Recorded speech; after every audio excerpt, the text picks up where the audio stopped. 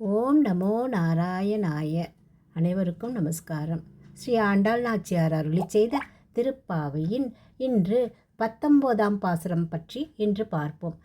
குத்து விளக்கெரிய கோட்டுக்கால் கட்டில் மேல் மெத்தென்ற பஞ்ச சயனத்தின் மேலேறி கொத்தலர் பூங்குழல் நப்பின்னை கொங்கை மேல் வைத்து கிடந்த மலர்பார்பா வாய்த்திரவாய் மைத்தடங்கண்ணினாய் நீ உன் மணாலனை எத்தனை போதும் துயிலழ ஒட்டாய்கான் எத்தனை ஏலும் பிரிவாற்ற கில்லாயால் தத்துவமன்று தகவேலோ எம்பாவாய்.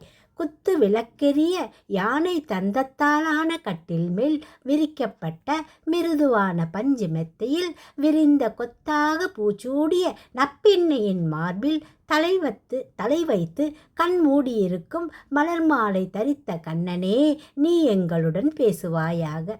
மை பூசிய கண்களை உடைய நப்பின்னையே, நீ உன் கணவனாகிய கண்ணனை எவ்வளவு நேரமானாலும் தூக்கத்திலிருந்து எழுப்புவதில்லை. காரணம், கன நேரம் கூட அவனை பிரிந்திருக்கும் சக்தியை நீ இழந்து விட்டாய். இப்படி செய்வது உன் சுபாவத்திற்கு தகுதியாகுமா?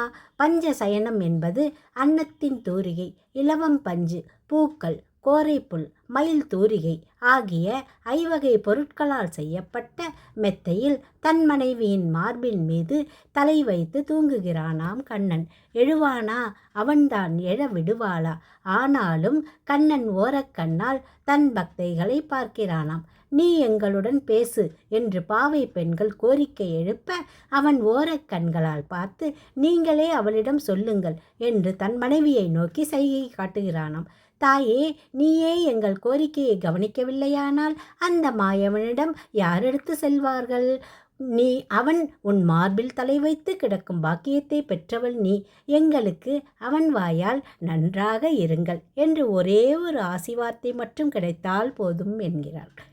நமோ நாராயணாய. நன்றி.